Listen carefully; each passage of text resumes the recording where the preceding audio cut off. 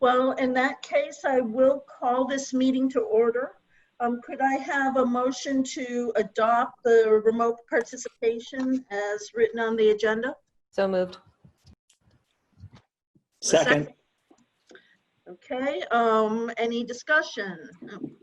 Pam Nurse-Acton, yes? Jim Gamble, Belmont, yes. Oh, sorry, Sue. Sue Scheffler, Arlington, yes. Dave O'Connor, Bolton, yes. Steve Ledoux, Concord, yes. Ford Spalding, Dover, yes. Jennifer Leone, Lancaster, yes. Dave Horton, Lexington, yes. Jeff Stuhlin, Needham, yes. Alice DeLucas, Joe, yes. Great, well, welcome everyone. So next on the agenda is the for good of the organization. And I do have a few things today. So first of all, this is a very bittersweet meeting in that it's our last meeting for 3 of our school committee members, Dave, Jim, and Sue. And you know, we are going to miss you all so much. You know, you all have been so invaluable to the school committee. I tried to do a little goodbye to Dave in the officers meeting right before this, but started tearing up. So I stopped. Hopefully I will get through this without tearing up again. But, you know, Dave, I have learned so much from you. You know, your steadiness, your thoughtful questions, your grace, your love and enthusiasm for all things Minuteman, your balance. You know, you're someone who truly gets the big picture, the details all in one package, and working with you has been such a delight. And I feel extraordinarily lucky to have had the last couple of years to work with you as well, you know, as the officers committee. And it's really been a chance for me to, you know, to get to know you better and just have learned so much from you. So, as I said, it's going to be a huge loss. Jim, again, you know, I have just learned so much. You know, starting, you know, coming in as a Belmont rep, you know, you had a few hurdles, and, you know, you quickly got to the point where we all, you know, we trusted your incredible, you know, analytical brain so much, and I've come to value that. And, you know, your ability to, you know, see what's going on. You know, you've been so patient in helping me with the finances. And, you know, I'm very, very sorry that you're going to be leaving the school committee. And Sue, I'm really, really glad we got to work together on the strategic planning task force. You know, for a while we were kind of seat buddies, and I really enjoyed that. And I could kind of whisper to you, like, what's going on? And I appreciated your patience and kind of, you know, helping, you know, mentor me when I first started on the school committee. And, you know, you just did it in a way that was so thoughtful and kind.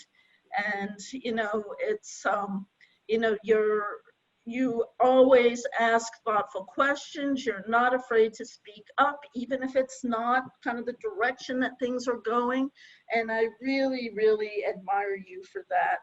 You know, I think that all 3 of you, you know, we know implicitly always will do what's best for Minuteman. And, you know, that's true of this entire committee. And I think that we're very lucky with that. But the 3 of you, I feel like, particularly epitomize kind of doing what's best for Minuteman, you know, over the years. And I really thank you so much. You'll all be missed. So now I'm starting to tear up, so I'm going to stop for a second. I'm not good at goodbyes, if you can't tell. But, Let me just add something to that, if I could. Of course, please, I'll get my act together then. This is the best school committee for 21 years of being at Minuteman. This group is the best by far in terms of effectiveness and oversight. Like no rubber stamping here. Effectiveness, oversight, understanding,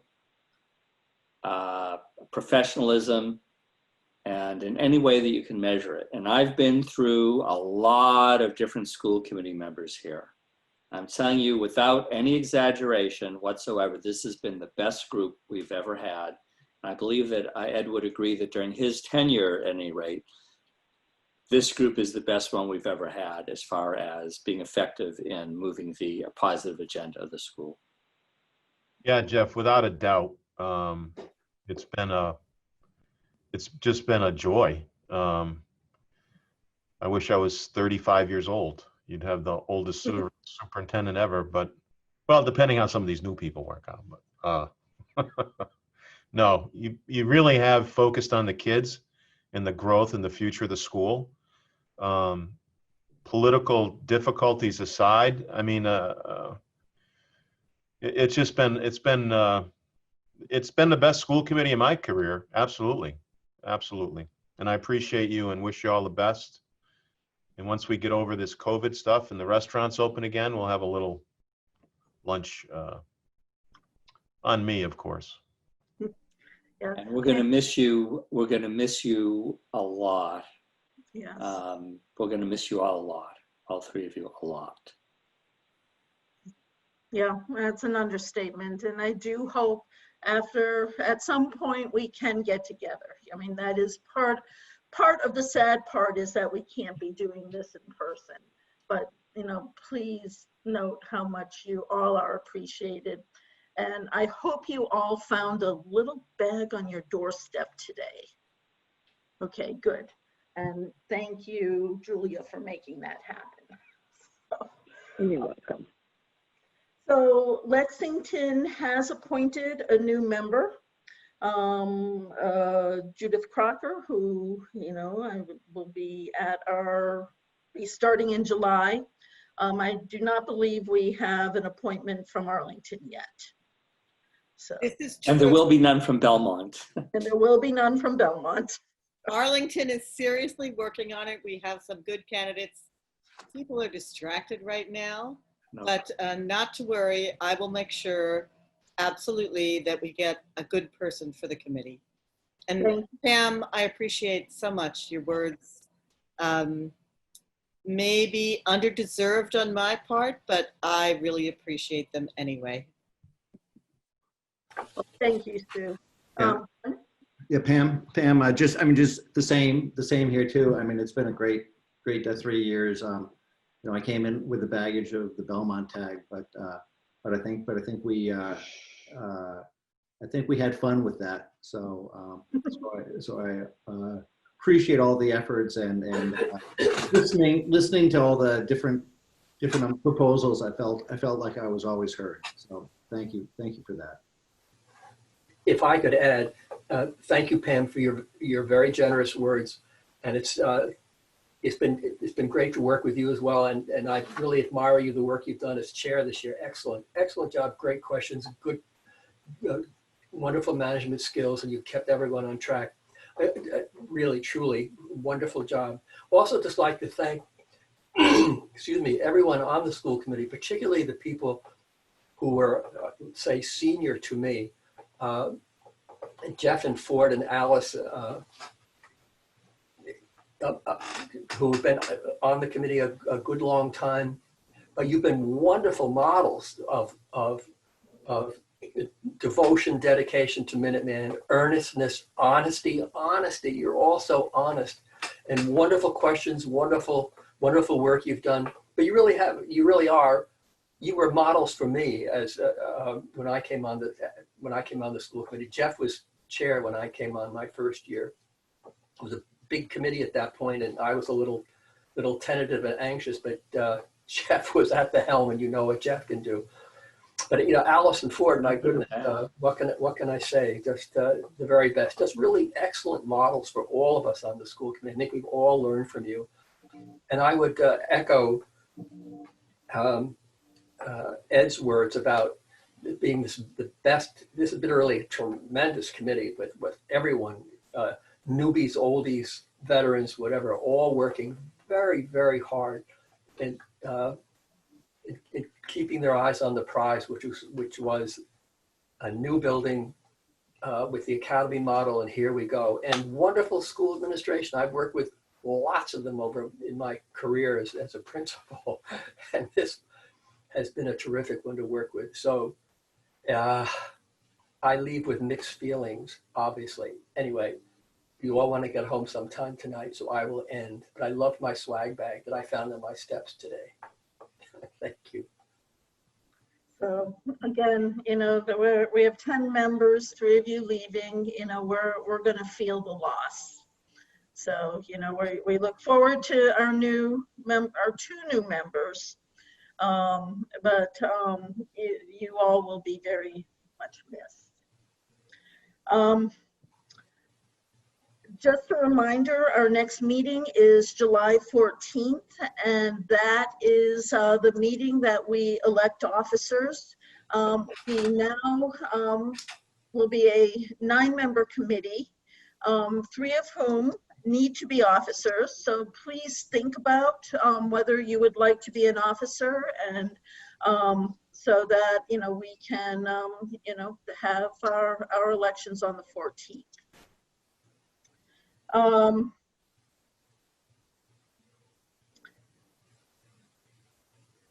So I'm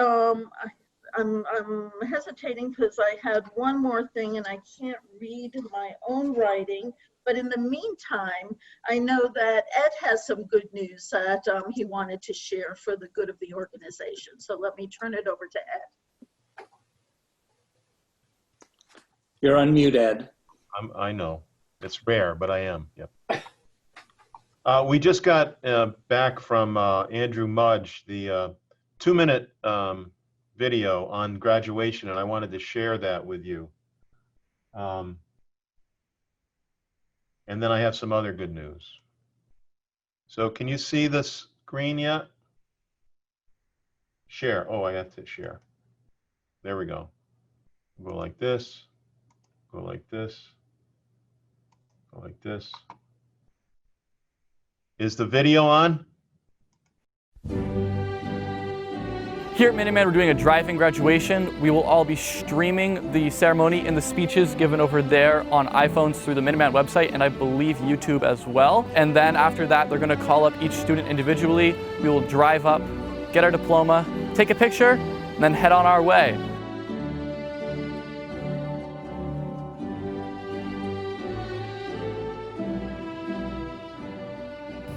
Welcome, friends and families, and the soon-to-be graduates of 2020. This is a unique graduation. You who have lost so much in this senior year, I know that you have gained as well. You have gained an appreciation for relationship and connection that only this kind of crisis can teach. You have grown stronger, more resilient, and you know you will change the world through your constant choosing to be in it.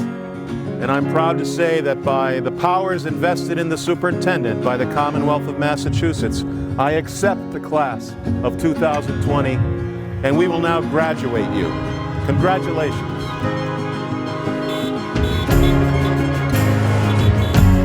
Joshua, Herbal. I'm just really happy to be here, really happy that we can have a ceremony that at least involves a lot of our community. But it's just really nice to finally be able to make it here and have this physical ceremony to kind of celebrate this, moving on to our next stage in life. I'm excited that I made it here. I'm proud of everybody over here. I'm proud of the work we did as a school and how we got here. And I'm happy that my parents can be here to see what we're all achieving. There was no impediment, no problems I had with any of the online exercises versus the in-class exercises. I just felt comfortable working through, Zoom and Microsoft Office and all the online services rather than in a classroom. It's a little bit bittersweet, leaving all this behind, but moving on to hopefully bigger, better, brighter things.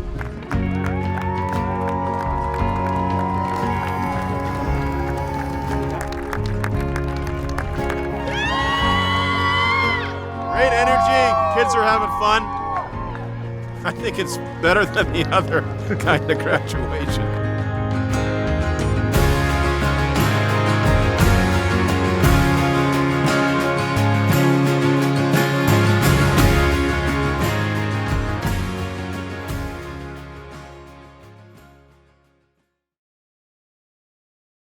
actually, Ed, before you go on to your other good news, I remember the other thing that I was going to say. I want to acknowledge the poem I saw on Facebook that George had written to the class. If you have not seen that, I really encourage. It was really wonderful and really moving.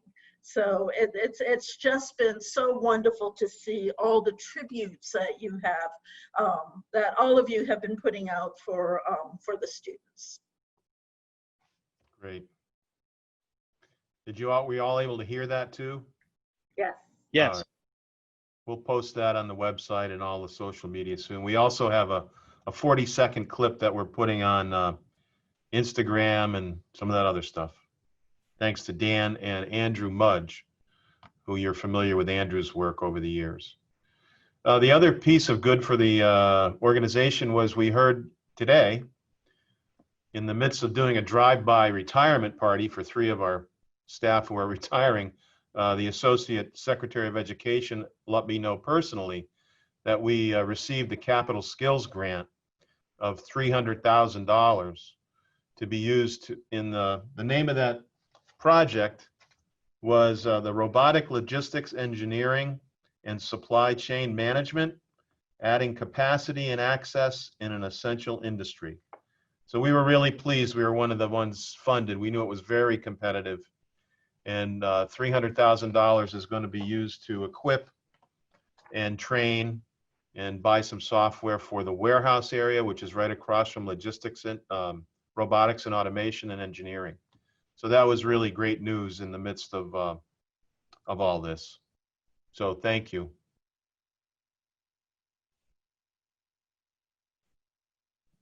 You're And muted. you're on mute. All right, I spend my day telling other people they're on mute. Sorry that I am doing it as well. Okay, shall we, if there's nothing else for the good of the organization, let's move on to the superintendent's report. I mentioned, I have there on the agenda the retirees, Michelle Roach, who's been our CTE director for 11 years, retires at the end of the month. She's going on to a second career in massage therapy. She's been trained and certified. Mary Ann Ham, who's been here for a long time.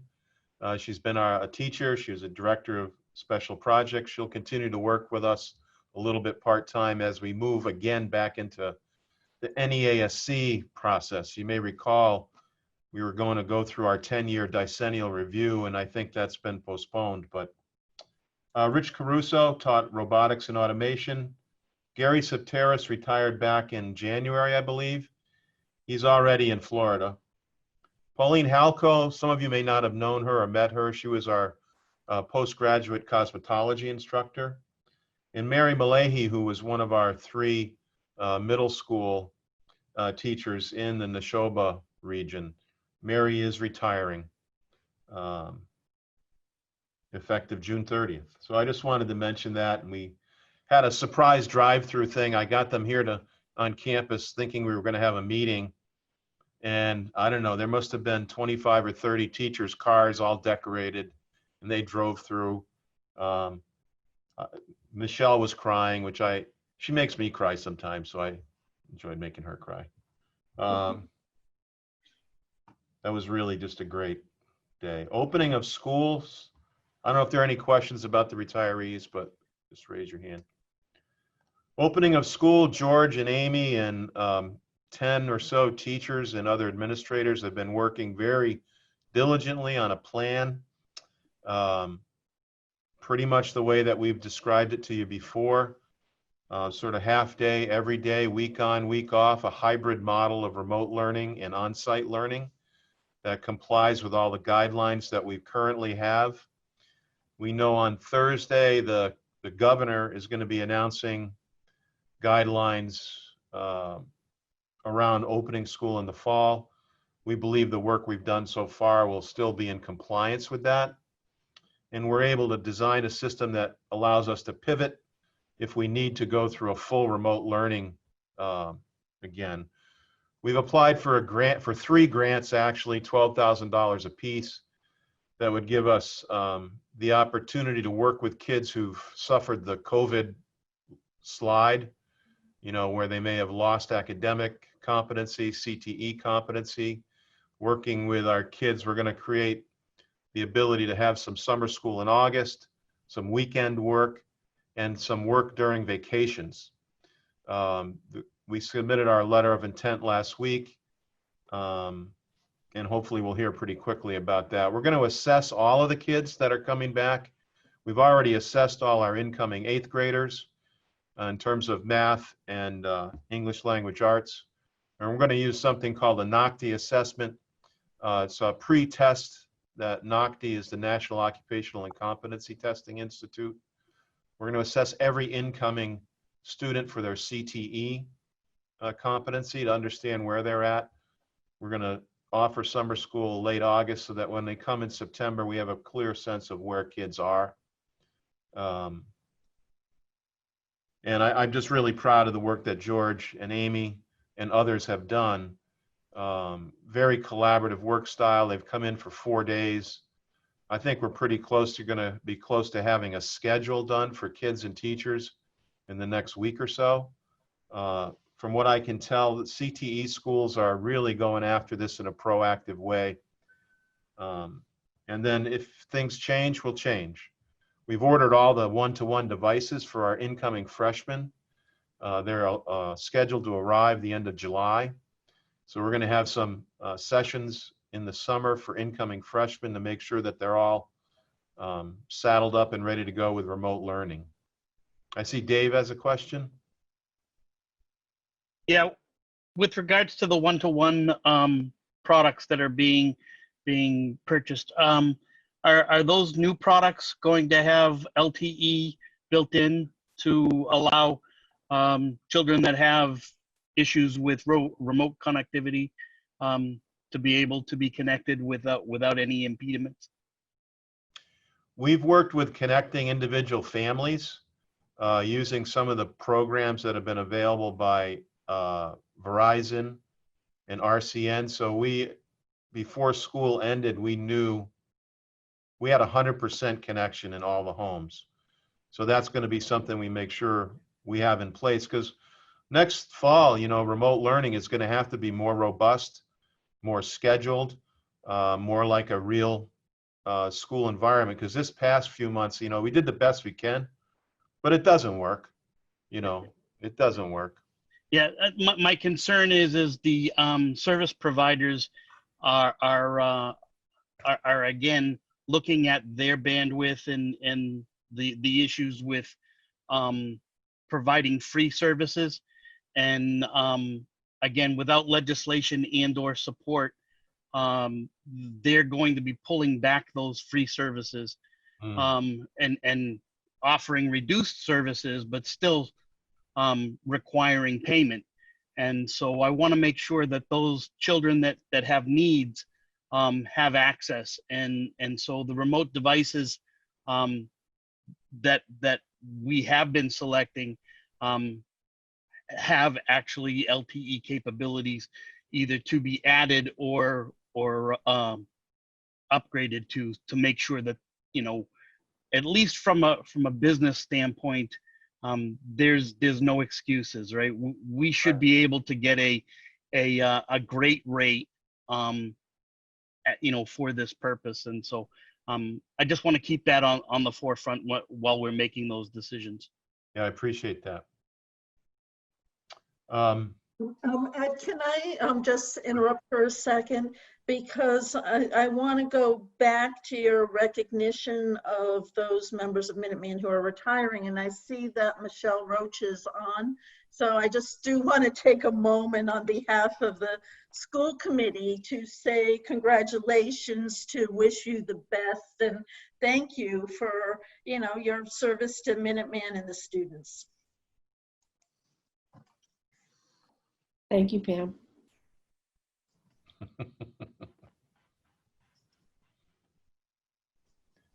I just have to take every opportunity I can to hear Ed say some nice things about me. So that's why I came on.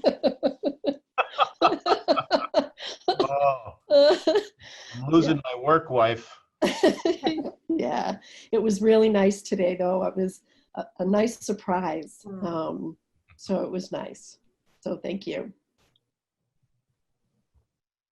That's what my wife calls her. Okay. She does. Yeah, any other questions about the fall? I'm really confident in where we're going. And I think we're going to be in great shape in the fall, regardless of the situation. So, Yeah, and just as far as having a student involved, again, kudos to the administration and to the teachers. You know, the transition was seamless, and again, you know, the kids were challenged, but it was good, and it was positive, and the positive attitude of the staff has just been dynamite. So yeah, just kudos. no, thank you. We're very fortunate. So that ends, well, school building project. Ford's going to give a bit update from our meeting today, and we're going to talk about the athletic facilities. Pam, you ready for me? All set. All right. This is just a building committee update as of today. But as of June 15th, the committed funds for the project are basically completed at 96.9% of our budget, and we have completed 97.7% of our budgeted work. So we're coming down the home stretch. Over the past couple of weeks, our project management team, and I really have to give kudos to them, Skanska, KBA, and Gilbane, they understand the importance of where we're going, hopefully with the fields, and they've worked hard to really uncover and understand our budget. So as of today, we're anticipating $4,107,469 should be left over from the project. This does not include our anticipated Dow settlement, which is another $400,000. And Gilbane has been working extremely hard on that. And I would think we'll know that within days, if not a week. So that would be added to that number if it happened. There are additional credits of $135,873. I can't tell you exactly where those are, but I can tell you that they're working very hard to procure those and add those to our thing. So as I like to say, we were ahead of time and we're going to be well under budget, and this is very good for the district. Our current target is to have the project done, really completed by July 31. And that would mean Gilbane and our subcontractors would be off campus. The main remaining work is planting of remaining trees and shrubs, completing the mitigation of the contaminated soil, final preparations of the Lexington site, which is basically, as you all know, putting dirt out there and getting it to the proper level. And the installation of some lights on Merritt Road and a few other miscellaneous items. So we really are coming down the end. Most of those tasks are Dow, so we're trying to get their attention to get a lot of that done. But hopefully by July 31, we can officially say that this project, from a work point of view, is over. So that completes my report on that. And now let me turn it back to Ed to start our presentation on the athletic complex. I know. Thank you, Ford. So what we'd like to do is just, I talked with the officers a little bit about this, and with Ford and Kevin and Bob, just want to run through the presentation fairly quickly again. Then at the end of the presentation, have the motions up there, and then open up the discussion around the documents that we've sent. I think it was a 10-page question and answer document, along with some things that Kevin sent around the details of the school building project, and then just have a discussion. So without objection, I'm going to share my screen and just go through the slides. We'll do it somewhat the same manner we did before. I'll take the first few, Ford will take the middle, and Kevin will talk about the finances and the discussions, if there are any questions about the motions that we worked through with our council, as well as Rick Manley, who's you know, the guru of bonding and stuff like that. So let me share this. It's version 8.1, right? Yep. Okay. Share. We'll go up here, slideshow, from beginning. Can you all see that? Yep. Okay, good. So just going through this. We updated the options based upon all the options that Luke and KBA and Greg did for us. This is our full build, which in this presentation is option 18. Just a reminder, this is the full build that has been permitted and designed. As we mentioned before, there's a lot of interest in our growing student population in athletics. We've been very supportive of athletics with a no fee, no cut policy. Also, we're trying to be mindful of the Title IX requirements and minimizing the gender gaps between opportunities for men and women and when it comes to athletics. I just want to remind us that we call it a surplus from the building project, but it's really not a surplus. Our contract with the MSBA included the athletic fields as an ad alt. And if we don't spend the money on the athletic fields, the 4.1 million, it doesn't get spent. We simply don't borrow that final amount of money. The recommended project we feel would be beneficial to boys and girls in all seasons. Again, with interest in lacrosse, girls lacrosse, and possibly field hockey. These were some of the numbers that we shared previously. And I'm going to let Ford, you wanted to take? Yep, no, I got that. We asked all of you to come back to us with interest from your towns where there might be some interest in possibly renting the fields if they became available.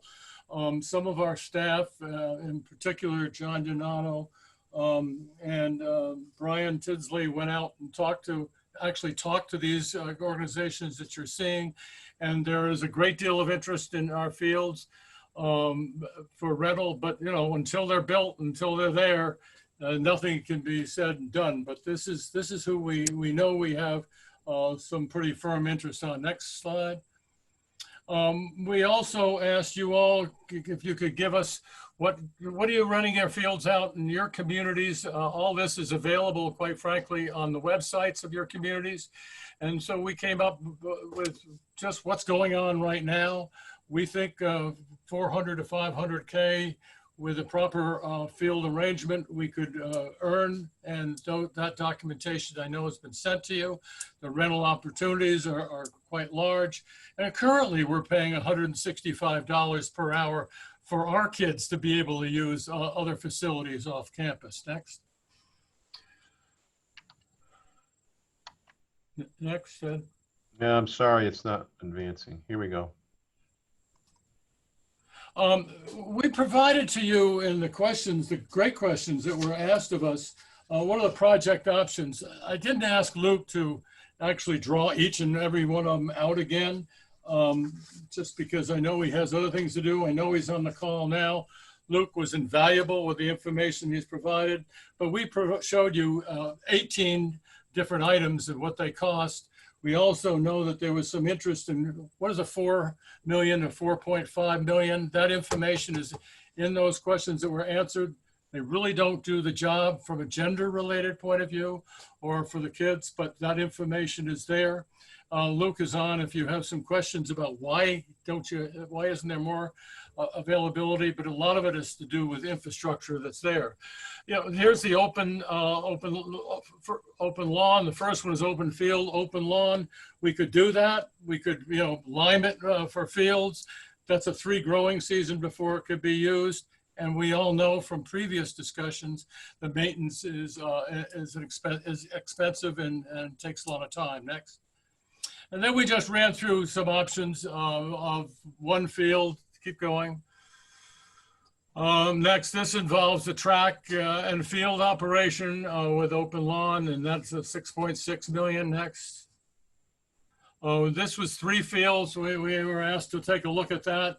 And that comes up to 5.1. I'm not including lights in any of these discussions, but those numbers are 1.7 for the whole thing.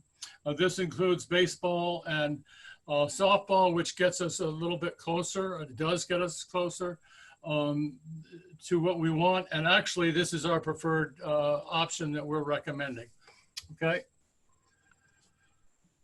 This gives you your cost factors that we have down there and the options that we're showing. Remember, there were 18 in total. That's why the numbers look a little bit different. Option 11. Option 11 is going to allow us to add demand for girls lacrosse and field hockey, which helps us with the gender issue, which we believe is extremely important for the school. And this will also help because we're getting a lot of questions at the admissions end for parents that would like to have options for their students, their children, to play sports. Synthetic fields is what they can offer. And then possibly for girls lacrosse and girls field hockey, which I feel certain if we had those fields would be up according to what I'm hearing from Heather mainly. Beyond just what I would call the MIAA sports, which we talked about, which is, you know, you have to have proper fields for competition against other teams. We would use the fields for other things and, you know, dry land training for hockey, boys and girls basketball, for anything else. It's just when the gym is busy, which the gym will be occupied, weather permitting, we could go outside and use that. Phys ed, there's a ton of things that John Donato and his group could be doing for kids outdoors for phys ed if those fields were there. There's rental opportunities, summer camps. I was just at the Waltham last week, the Waltham High School, and I just wanted to relate this to you. My granddaughter, who's 15, going to be a sophomore, she was in a club lacrosse. There were 100 girls using 2 fields for lacrosse training last week. That was hour 1. Hour 2, there was another 300. Hour 3, there was another 300 100 girls. And I gathered down in Taunton, their fields were doing the same thing. That's just for girls of a certain caliber. The opportunities are immense. Next. Kevin, I think we're now turning this over to you. Thank you, Ford. Good evening. This slide demonstrates a different strategy than what you heard at the last meeting. As a result of the report that Ford gave earlier about where we expect the available funding for the school building project to be upon completion of the project, we're now looking at $4.1 million compared to our original $3.7 million forecast that we had been working with for a number of months.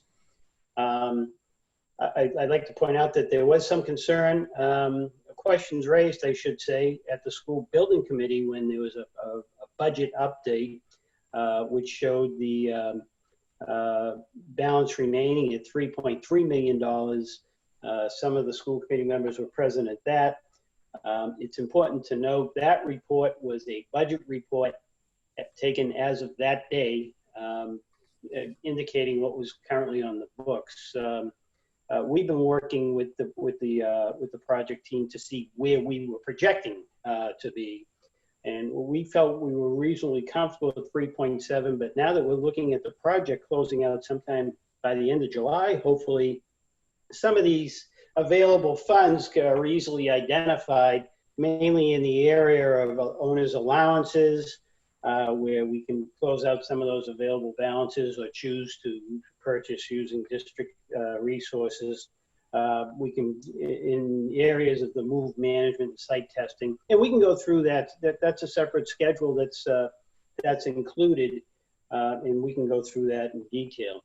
But following the other major item is a result of that $400,000 increase in available funding was the decision to reduce the current year capital fees.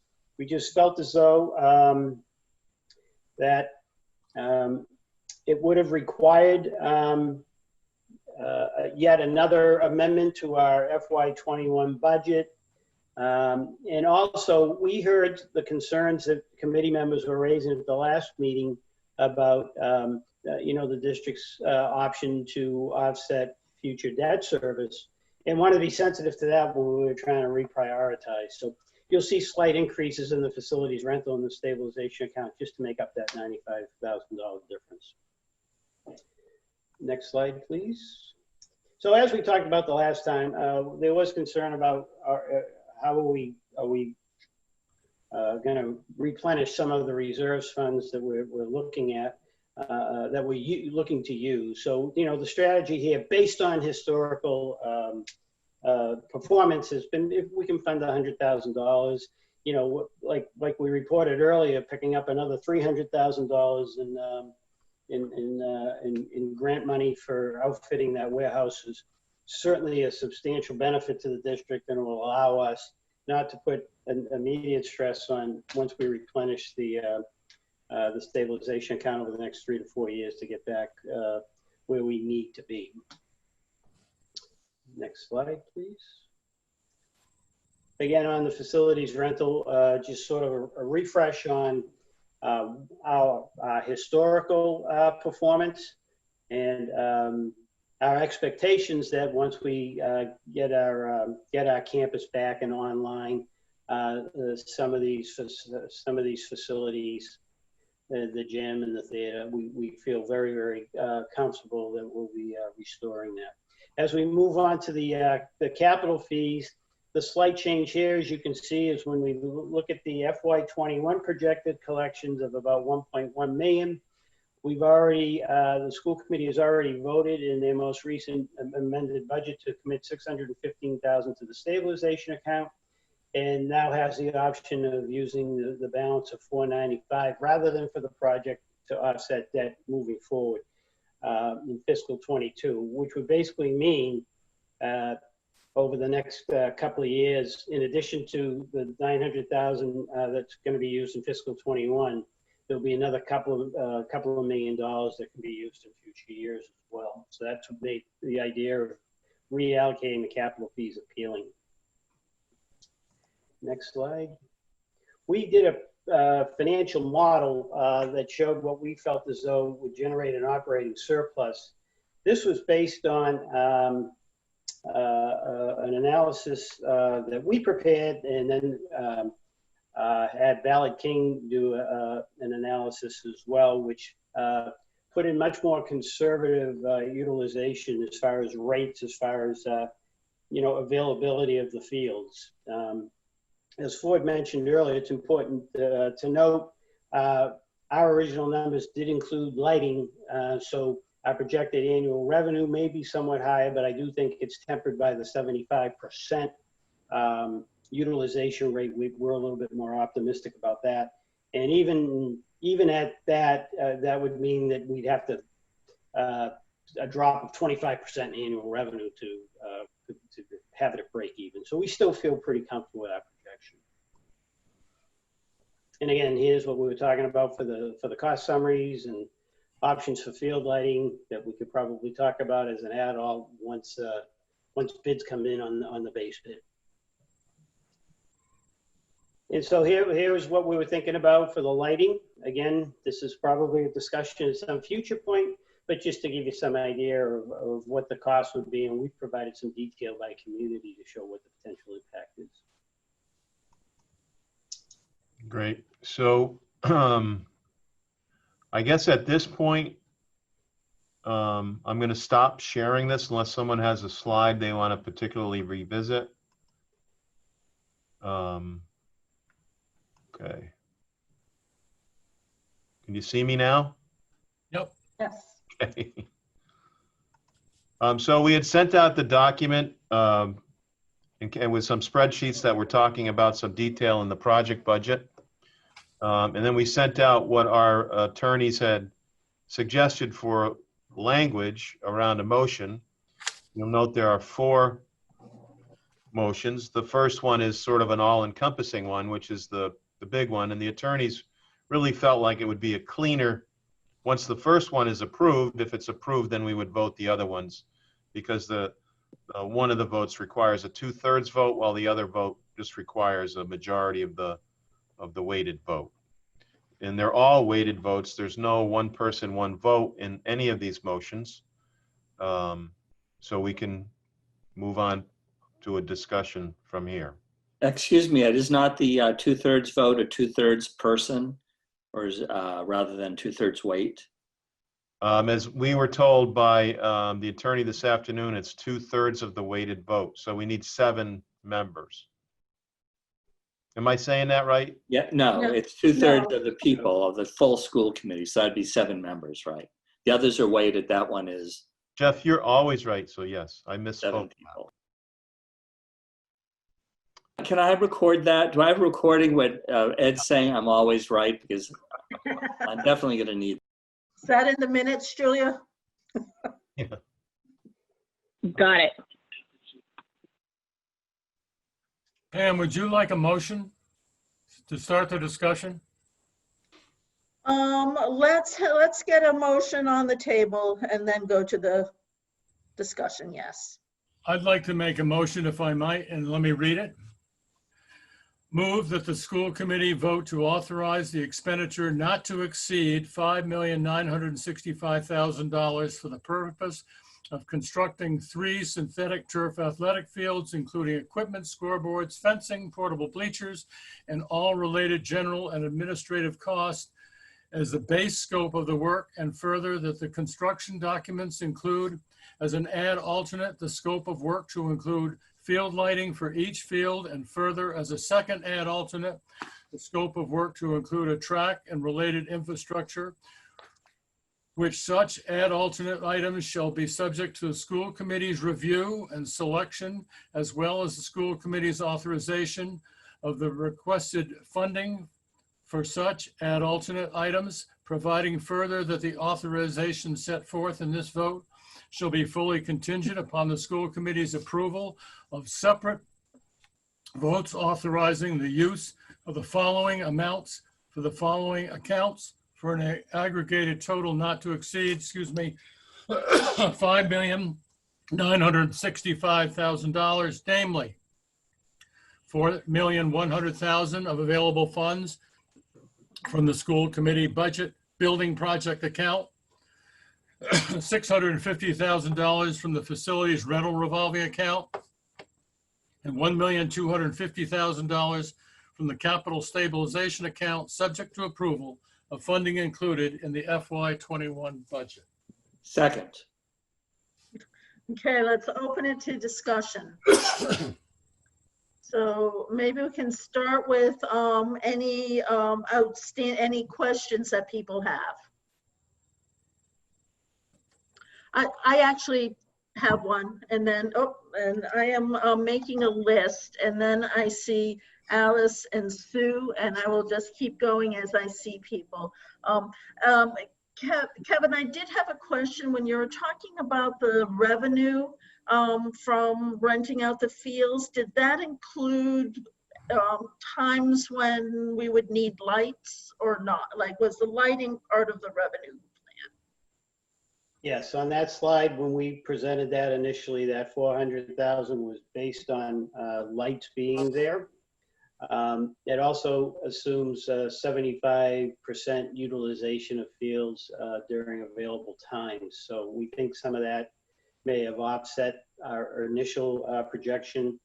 And I would like to point out that even at that $400,000 level, we'd be projecting $100,000 surplus or so. So even if we're off by some percentage, we still have some margin in there in case our revenue is a little lower than anticipated because of the unavailability of lighting. Okay, thank you. Alice.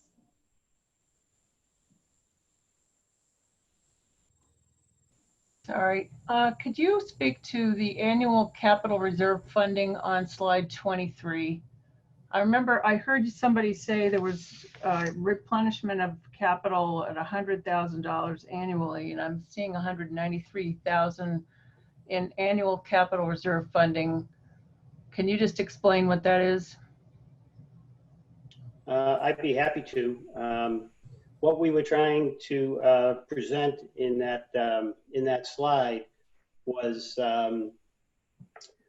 what we've done over the last number of years from fiscal 13.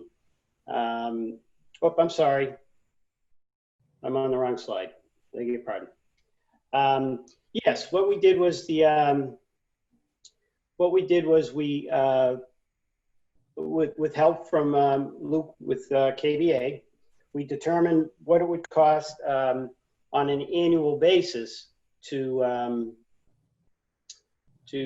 fund enough over a 12-year period in order to fund resurfacing of the synthetic fields without requiring any kind of borrowing or any type of assessment to the district. So what we would do is we would set up an annual reserve fund specific to the athletic facility, and when the revenues are collected, we would fund that each year and set it aside so that when it's time to replace the surfaces, which I believe have a 12 or 14-year life expectancy, the funds will be available to do that. That's a different reserve from the stabilization account that we were proposing. We put in $100,000 in the stabilization account for other capital related needs to the district, not related to the athletic facility. We would let that reserve stand alone and earmark it for, again, the resurfacing of the synthetic facility.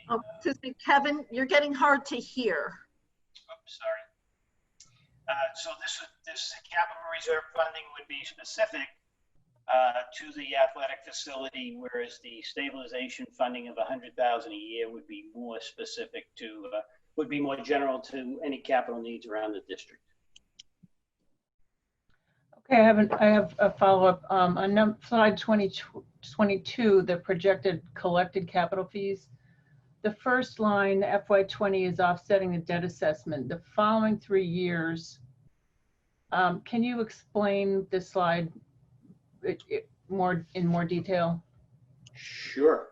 The way we look at the ability to use the capital fees is two ways in this proposal. We could either offset subsequent year debt service, which reduces member assessments, or we could fund the stabilization account that we could use for capital expenditures for any purpose that the district could borrow. So in fiscal 20, in our first year of collecting, we're going to collect about $900,000 of capital fees in fiscal 20. And what we did in our budget, which the assessments were based on, is we applied that $904,000 to reduce the overall debt service that the member towns would be assessed in fiscal 21. So within that assessment, there was a $900,000 reduction as a result of the capital fees. When we amended the fiscal 21 budget, it was approved that we would take $615,000 of the projected $1.1 million we're going to collect next year. So it would basically be current year capital fees. And it was decided to use that to fund the stabilization account. So of that 1.1 million, 615 is already earmarked once the budget's approved to go to the stabilization account.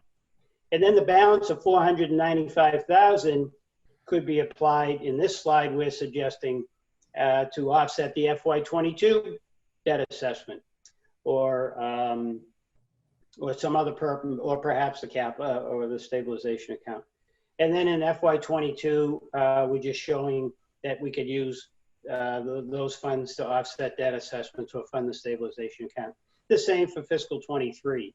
The only difference is we have those offsets happening at using current year revenue to offset the debt assessments, because as our enrollment projections would suggest, capital fees as well as tuition will be starting to decrease as we have more and more in-district enrollment. Thank you. We'll go to Sue next. The answer to Alice's question pretty much answered mine, so thank you very much. Okay. Any other questions or comments? Jennifer? Unmute. No, I had to lower my hand first. It annoyed me. So the money from the stabilization account, the $615,000, is that just coincidental that it's the same amount that seems to be on the motion? I'm trying to open everything. For the facilities rental account, or is that the money that's in the 1.25 from the capital stabilization account? Kevin? Do you understand the? I clearly understand it, and the answer is a coincidence. Okay. Okay. So that, but the 1.25 is including the 615 that we put into the capital stabilization account. That's correct. Okay. Thank you.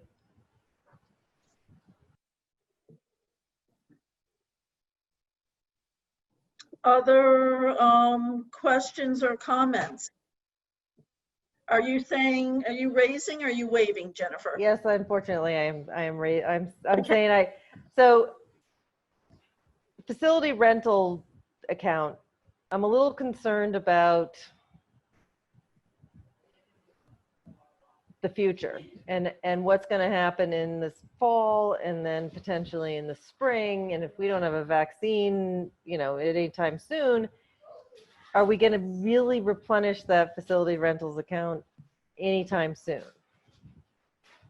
And what does that mean? I mean, do we lose, because I would assume some of that account is earmarked to maintain those facilities. And if we're not actually renting the theater, we still have to maintain the theater. If we're not renting the conference space, we still have to maintain the conference space. So what does that mean?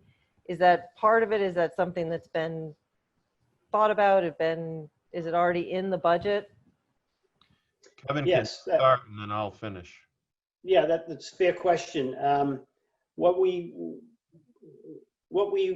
used to do when we were in the old building is we used to use the facilities rental account in order to pay overtime for custodial folks that are working during those events.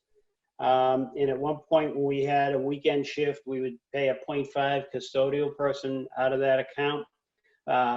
But since we've gone with a cleaning contracted cleaning company, we haven't had the need to have custodial services for those facilities on an overtime basis. It's covered under the cleaning contract. So I think that it's in the as far as maintaining the facilities, it's in the operating budget. The only exposure we'd have is that we do charge a portion of our utility costs, about 20%, to the facilities rental account as sort of a payback for that time outside of school hours. So that would have to be an adjustment that we could make if we suddenly had no demand on it. But there's no staffing and any other maintenance would be covered under the cleaning contract. Yeah, the thing I wanted to mention to Jennifer's question was first is that the facilities revolving account cannot be used for anything else other than things related to the facilities. So I hear your concern about what's going to be happening next year, and I'll remind you all that I presented to the FinCom a few meetings ago sort of our economic response to the COVID for how we're going to open school in the fall, anticipating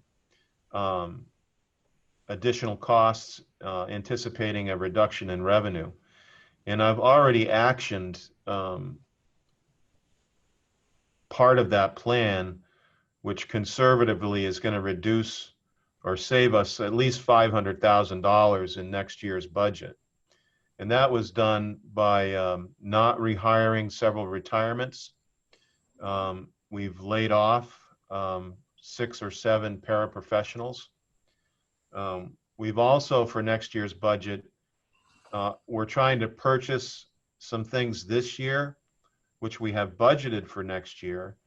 And if our budget passes, which I believe it will next week, because we have 6 towns already approved, and Dover and Acton vote next Monday, we're going to be in very good shape compared to 80% of our colleagues. So I'm really concerned about what's going to happen next year and what's it going to cost us. But I feel very confident we can accommodate a significant shift in how we view the budget. I mean, anyway, I won't. Some schools it's just absolutely devastating what's going on. Minuteman is going to be in much better shape than many, many other vocational schools because of the good decisions that the school committee's made over the last 10 years. You know, setting up these stabilization accounts. A few meetings ago, you set up a transportation stabilization account. We have a pretty healthy facilities rental account, even though we haven't been renting any facilities for a while. So there is room in the budget. I have phase 2 and phase 3 of more cuts if it should get even more dire than we anticipate. But at this point, we're going to be in great shape. And even from Bob and Kevin have projected that next year's excess and deficiency account could be as high as $800,000 that we would have again to apply towards FY22 or anything the school committee feels like we need. So between the cuts I've already made, what's possible with phase 2 and 3 of cuts, and what's going to be in E&D, I feel like we're ready to weather the storm. Could I just add, Dr. B, too, that I've already, even though we haven't been renting our facilities, there is demand for our gym. There is demand for our facilities. So if we get back to a new normal sooner than later, there will be funds going into that account. And as Dr. B said, we've already employed strategies to try and put flexibility into next year's budget. Okay, I have one more question. I will be really quick. So I appreciate your forward thinking, given where we are. I did notice in the slide that there was included one full-time FTE position, including benefits, to manage these fields, right? Was that the what I saw?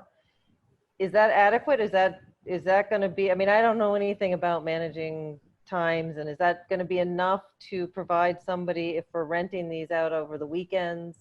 Yeah. Okay. Yeah, we have one My staff last question. member. Rich is on there, but we know what we need to do. It's more like buying equipment that we haven't bought yet to help manage the synthetic fields, but one person is plenty. Thank you. Sure. Other questions or comments or concerns? Alice? Can we look at slide 18? Yes, we can. Share. You have to share twice. Boom. 18? Yep. Yep. So I went through the schedule and I was not able to find any scheduling of the multi-use field outside of the football team, 7 soccer games for the boys and 7 soccer games for the girls. So what I'm trying to understand is what's happening on that field in the rest of the time, which appears to be empty. The whole school day is empty. Is it being rented during the school day? Where are these flag football games, lacrosse games, et cetera? Where are they using that field?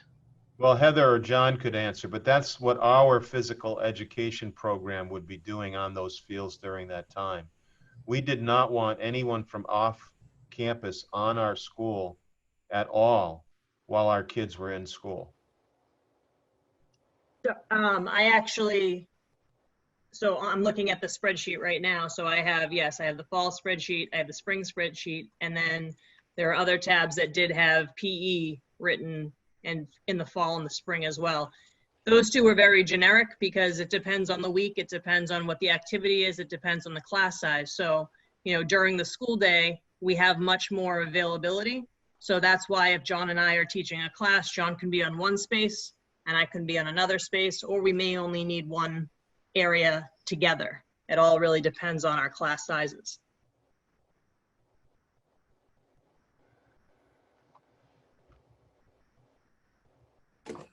All set? I'm not certain. I still don't, I'm not sure which sheet we're looking at. Which one of the various sheets is it?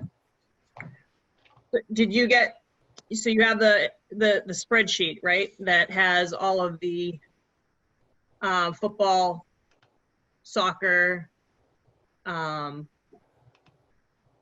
of like broken down to where they would be practicing or participating. Oh. At the bottom, there should be three other tabs.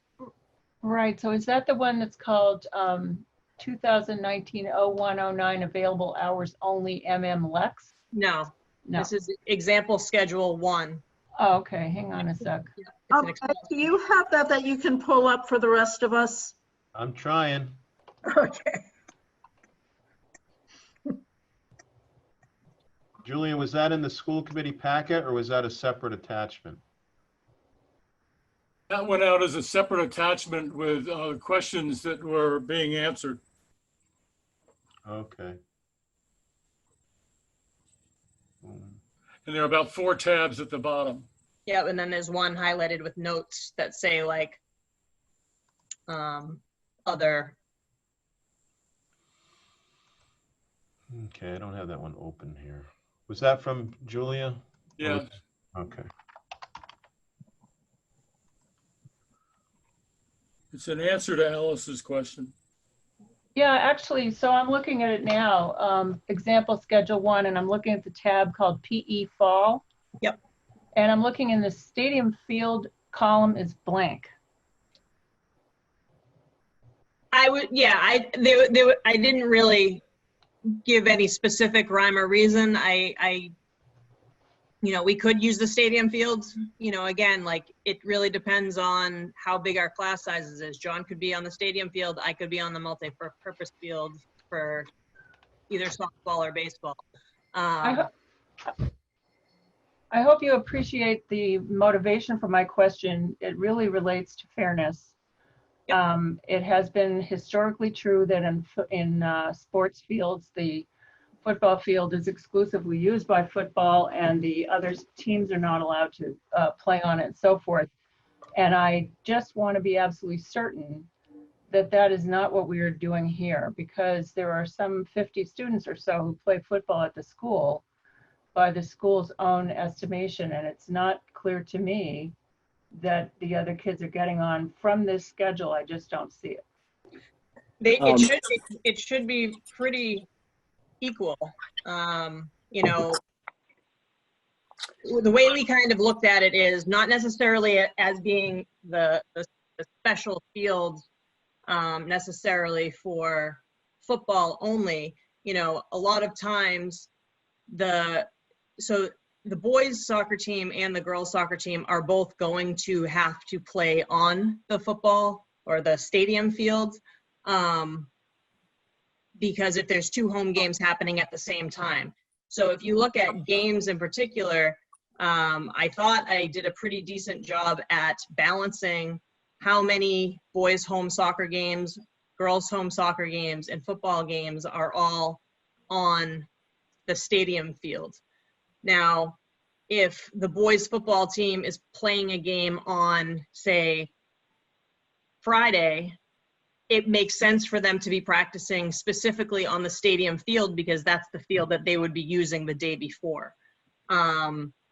So I thought this broke it down pretty evenly. Can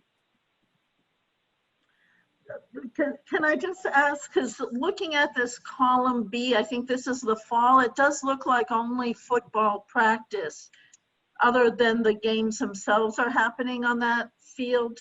Well, the football team will only practice on that field because that is going to be from my understanding, specifically lined for football games. The other ones are multi-purpose fields.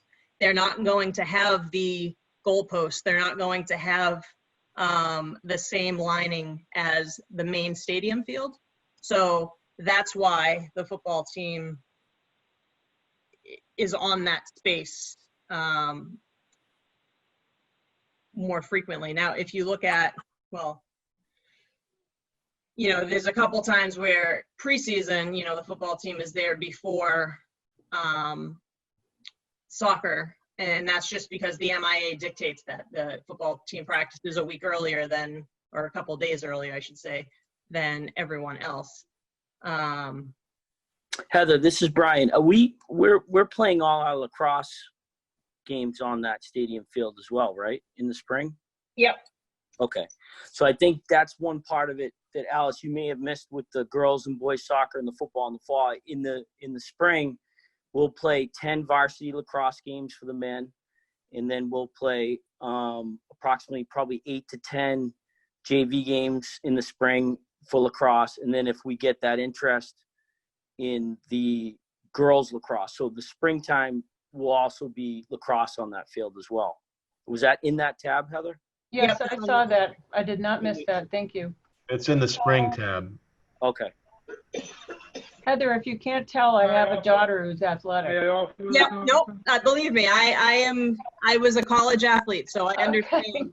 I understand the importance of having that equality piece between both the girls and the boys, for sure. Thank you. Yeah. Did I answer your question a little bit? You did.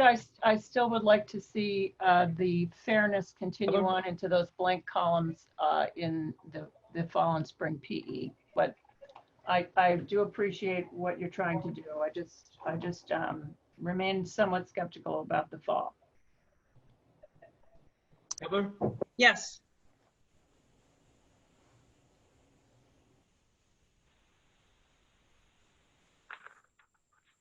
Can I say something? Is there another question? John, your audio's not coming through at all. You're breaking up. And you're on mute right now. I'm sorry. So to go back to what I think Alice was saying, during the school day, we're going to be using those fields an awful lot for physical education. And that football field will be used for so much more than really football. So the girls are going to be using it, the boys are using it. I mean, we're going to do flag football, but we're going to do soccer. There's just so many other activities we can do on that main field rather than just football. So it's going to be used by a lot of students during the school day before the athletics after the school.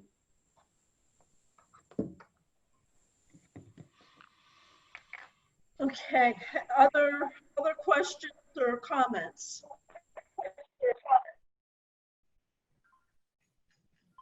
Anyone? Anything else before we move to a vote?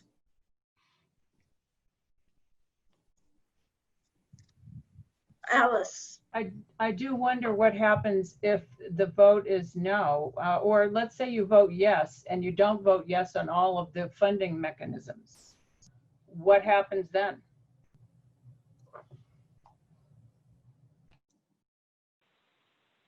Does someone have an answer to that? I think the vote fails. Because if you're not funding, if you don't give the funds, if we don't give the funds, then it does not matter if there's a conflict. And if there's a conflict, I believe it fails. I believe that we have to vote successfully on all 4 motions.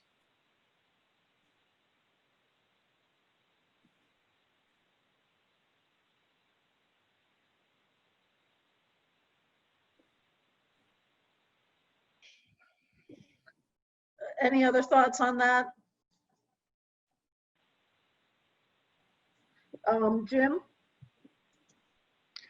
That I just want to take this opportunity to sort of explain my thought about voting for tonight. And the way I view it is that I think Belmont should have no say here. So I want to, use my vote if necessary to confirm what the outcome would be if it were just a 9-person school committee vote. So I've asked Pam if I can pass on the first round and then see whether my vote is needed. If it's a close vote, like 48 to 42, if I'm needed to push the plurality to a majority, I will do it that way. But this is really an issue that Belmont Town Meeting had 3 chances to say that they wanted to be part of it, and they swung and missed each time.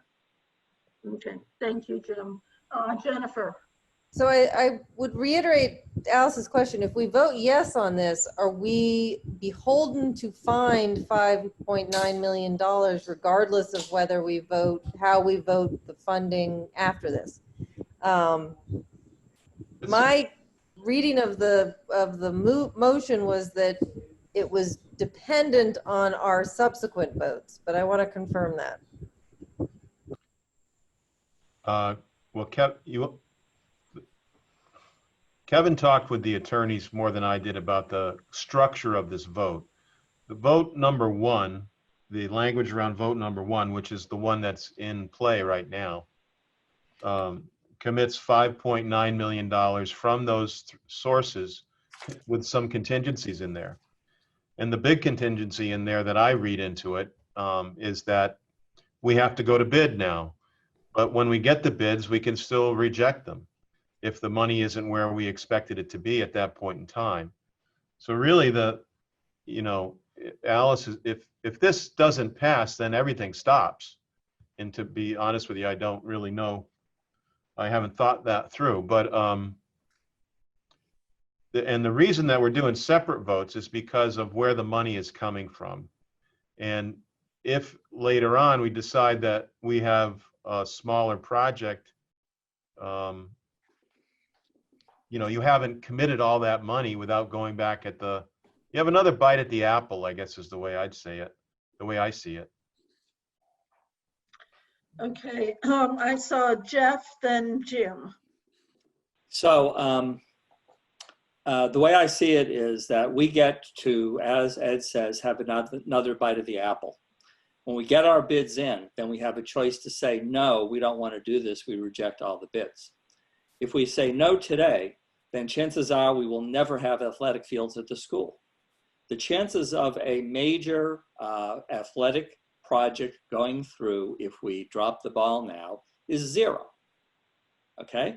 Now I think it would be foolishness beyond foolishness to vote no on any of these today. It is very important for the kids. And let me bring one other thing up. I call this the emergency option.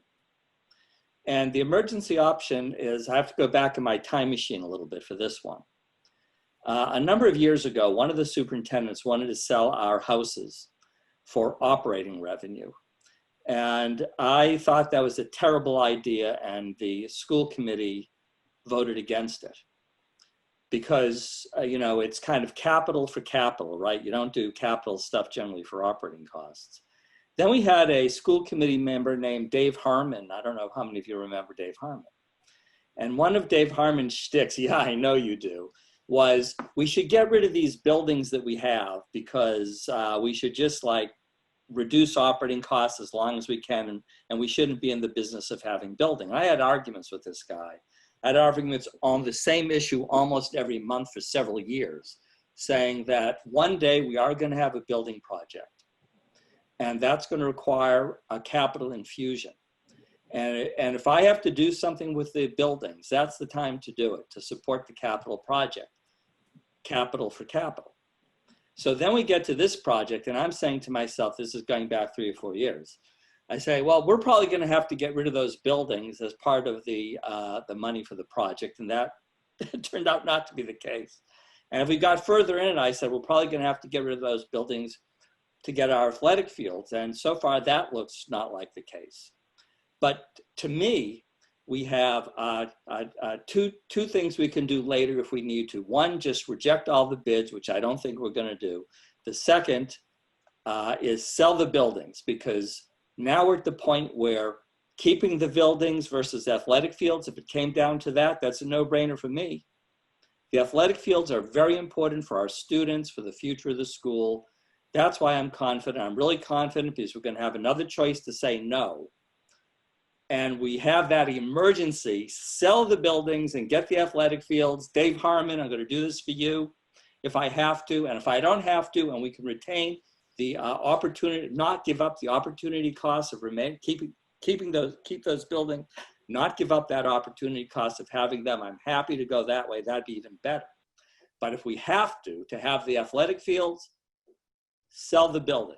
So to me right now, as of now, this is not a gray area decision. It's very clear for me which way to go. Now, when we get the bids coming in, then we may change our mind a little bit. We especially may change our mind about sources of revenue. And we may change our mind based on the financial system at the time. Since we have another bite to say no, and since we have another emergency source that we could tap, to me right now, today, this is not and we have a fabulously well done proposal. In my view, it's really a responsible proposal, and I have very great confidence in that. To me, it's a no-brainer. We say yes today. I think we should say yes today, and then if we have to say no, we have to do another source of revenue in the future, let the future take care of itself. We're not committing today. We're just committing to move forward to get the bids to see what the real numbers are. And I'm hoping the real numbers are going to be good. Okay, thank you. Jim, I think you're next. Nope, done. Thank you. Okay. I guess I'd like to say something to just, kind of, to Jeff, this is a no-brainer and it's not gray. I will vote in favor of this, but it's very gray for me right now. And, I completely understand, the importance of having athletic fields for the kids and doing what we need to make sure this is the best experience for the kids. But I do have so many concerns about what the future is going to hold for us and what's coming up. And I know that Ed has tried to reassure us that we are in good shape, we have things in place, so I feel a little better about that. I still have concerns. I'm very glad that the capital fees are not part of this, and because I do feel, I feel pretty strongly, we told the towns those would be going to offset debt, and I would like to see that happen. So that does make a big difference for me. But I guess I wish I could see it as black and white as Jeff does. I just wanted to say that's not where I am. I think at this point, I'm still will support the project, but I wanted to just explain my reservations about going forward. Jennifer. Okay, so I think I have something in the motion that would make Alice feel better about this particular motion. It does say that the vote shall be fully contingent upon the school committee's approval of the following votes. So this one negates if we don't approve the following ones. So that one is said. And then the other thing I'd like to say is fundamentally for enrollment, I think we need to figure out the fields. We're not going to get the kids from Needham and Stowe and Acton. Those lacrosse kids, girls in Stowe, came on faith that there'd be lacrosse. So, I think we need to figure something out because we're going to lose kids in the future. We've got this great new school that's attracted people, but we need to keep them. And if we don't have the fields, the Concord kids aren't going to come. The Needham kids aren't going to come. The Acton kids aren't going to come. That's my point. Okay, Alice. Okay, I have one more question, and I have something else to say. The potential the potential money that would be returned to us based on the inspections that were done by one of the towns that's no longer a member. Is that resolved and is that accounted for in the 4.1 million, or is that in excess? No, that's not accounted anywhere. That's still out there. That's still out there. Okay, thank you. So I am very pleased to see a lot of the activity that's happened in the past week. And I want to just say that the oversight activity of this school committee and the building committee putting pressure has resulted in people going through the couch cushions and discovering a lot of money that was available for the ending of this project, correct? If you don't put that kind of pressure, if this kind of board does not perform its function of oversight and be obnoxious and ask the questions, then you just basically roll over and you have all of this stuff just sort of going on about its business without any real oversight. There is one thing about this motion, which is that there's a figure in it, which there, anybody who's going to bid on is going to look at that figure and go, oh, $5.9 million. They're not going to go, oh, let's try to see if we can bring it in for 4. They're going to be like 5.93, it's not going to be a lot different than that figure. So I can see that, if your not to exceed was 4, then maybe it's going to be lower, but it's not going to be a great deal lower than that number right there. But it's really up to the district to configure the bid in such a way that there are potential ways that we save money and that it doesn't come out to be $5.965 million. Because in addition to this, there is the lighting, which is another $1.7 million, which according to the answers to my questions would be coming back in a year, looking for that money. So, and by now we've used up quite a bit of money. So in order to come up with the lighting, it would be a much more difficult situation. I am happy with the fact that they sharpened their pencils and came up with $4.1 million instead of 3.7 or even 3.3, which is, I think, the number that panicked us at the building committee, was that the figure was even lower. And I had a hissy fit. So I think, this looks a lot better to me. There's a not to exceed. There's more pocket change in here, and I also am happy to hear that the football field is not just a football field, but in fact will be used not just by 7 girls' games of soccer, but also used by PE during the day, which is not in those spreadsheets. I would like to see those scheduled so that they're real, because they're not real to me unless they're scheduled. So, and I'd say that on behalf of all girl athletes that come to this school. So, and boys too, it will make them feel better to see their sisters out there on the field. So I'm a lot happier with this than I was last week, certainly at the building committee meeting.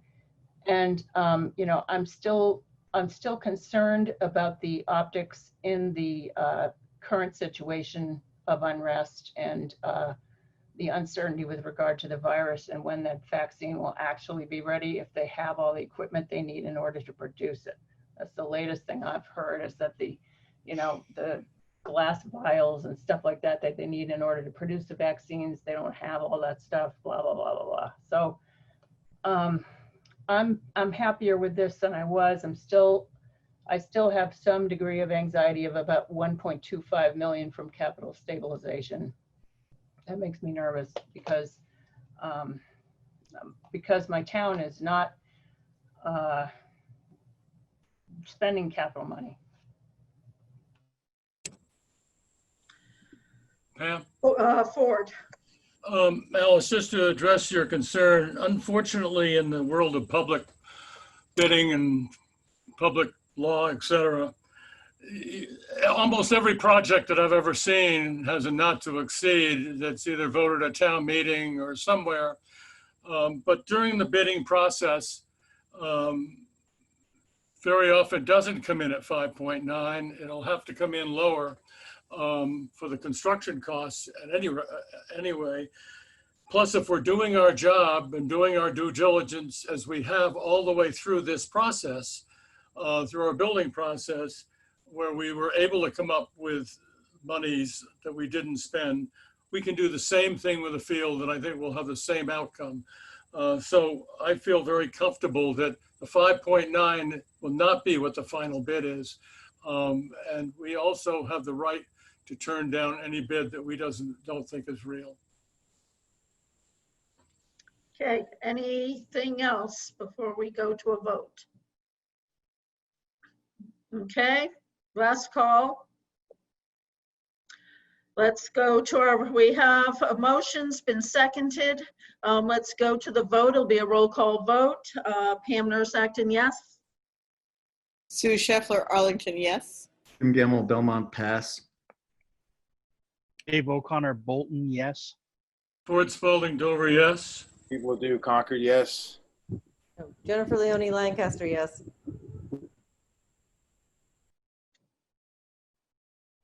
Dave? Dave Horton. Sorry, Dave Horton, Lexington, yes. Jeff Stuland Needham, yes. Alice Lucas, yes. Okay, thank you. Pam, would you like the next motion? No, I Jim would has like a question. Pam, can I have my vote Yeah. recorded as abstain? Okay, thank you. Julia, you got that? Okay. Okay. Can we go to the next motion?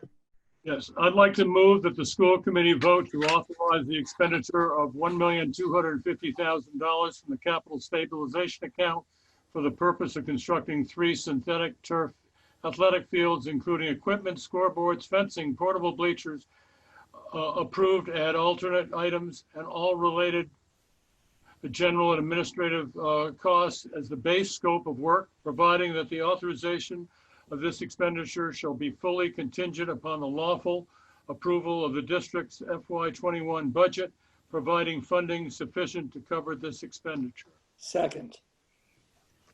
Okay, any discussion?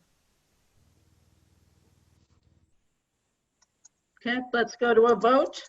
I'll start the roll call. Pam Nurse Acton, yes. Sue Scheffler, Arlington, yes. Jim Gamble, Belmont, pass. Dave O'Connor, Bolton, yes. Steve Ledoux, Concord, yes. Ford Spalding, Dover, yes. Jennifer Leone Lancaster, yes. Dave Horton, Lexington, yes. Jeff Stuland Needham, yes. Alice is on mute. Lucas Stowe, yes. And Pam, Jim Gamble, Belmont, abstain. Okay, thank you. Would you like the next motion, Pam? Yes, I would like the next motion. I move that the school committee vote to authorize the expenditure of $4,100,000 of available funds from the school building project account for the purpose of constructing 3 synthetic turf athletic fields, including equipment, scoreboards, fencing, portable bleachers, approved add alternates items, and all related general and administrative costs as the base scope of work. Second. Any discussion? Okay, let's move to our roll call. I have a question, sorry. Oh, yes, sorry. So where the add alternate, what is our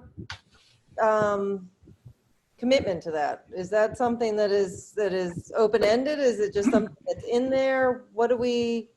Once we receive the bids, we'll have an idea of where we stand with the lighting as one add alternate. And hopefully we'll have someone want to bid on the track as well. So at that point in time, we'll know where our overall budget is, and we can make a decision to act upon an all. I mean, who knows? We could get a bid that includes the lighting for less than 5.9. We're not committed to anything. No. All right, thank you. The other, if I could add a little bit to that, we're looking at 3 lights. We could always do 1 light on 1 field. So you can do 1, 2, or 3. So that option is out there also. Yeah. Jim? Yeah, I mean, I've always been in favor of putting lights on the softball field as fast as possible, because I think that that would pay for itself or come close to it. And in the summer months, you could get softball players until late at night. With Kevin's numbers, it looked like the lease payment would be about $57,000 or $60,000 per year, which is not a huge extra strain, even if you didn't have the other revenue come in. Okay. Just to be clear, though, that's not on the table for this vote, right? Yes. Okay. Any other questions or comments? A minute. Okay, let's move to roll call. Pam Nurse Acton, yes. Sue Scheffler Arlington, yes. Jim Gamble Belmont abstain. I think I know where this is going. Dave O'Connor Bolton, yes. Steve Ledoux, Concord, yes. Wood Spalding Dover, yes. Jennifer Leone Lancaster, yes. Dave Horton Lexington, yes. Jeff Stuland Needham, yes. Alice DeLuca Stowe, yes. And thank you again to the people who went back through the budget and found that money. Absolutely. Pam, would you like One to? more. Yes. Yes, please. Move that the school committee vote to authorize the expenditure of $615,000 from the facilities rental revolving account for the purpose of constructing 3 synthetic turf athletic fields, including equipment, scoreboards, fencing, portable bleachers, approved, add alternate items, and all related general administrative costs as the base of the scope of work. Second. Any discussion? Sue? I just wanted to thank Ford and the others involved for going through the 18 to 20 options here and clarifying for all of us what we're really talking about. Very much appreciated. Yes, thank you, Sue. Anything else? Are you raising your hand, Dave? Yes, I just want to thank Ford and Alice, who both serve on the building committee, for keeping everybody honest and hardworking and looking for the money, and also certainly for Bob and Kevin and Ed for pushing the ball forward and keeping what's best for kids in the whole school in their line of vision. But I know Alice and Ford have worked extremely hard and assiduously on the school committee, and pardon me, on the building committee. Very aware of that, and thank you. Yes. So I'd like to suggest maybe we do this vote and then move to our appreciations. Okay. There you go. Any other questions on the motion? Okay, I'm going to start the roll call. Pam Nurse Acton, yes. Sue Scheffler Arlington, yes. Jim Gamble Belmont abstain. Dave O'Connor Bolton, yes. Steve Ledoux, Concord, yes. Wood Spalding Dover, yes. Jennifer Leone Lancaster, yes. Dave Horton Lexington, yes. Jeff Stuland Needham, yes. Alice DeLuca Stowe, yes. Well, congratulations, everyone. So, and again, you know, I did not want to cut off the thank yous. I just want to get this vote done because I do think, you know, a lot of appreciation is deserved to a lot of people here who worked so hard to put this together, who really listened to people's concerns, who are willing to, you know, go back and really work to a point where we could, you know, basically, you know, come to a consensus vote on this. And I think that that was very important. And I thank everyone for their hard work and for, you know, doing this for the kids. Yes, Jeff.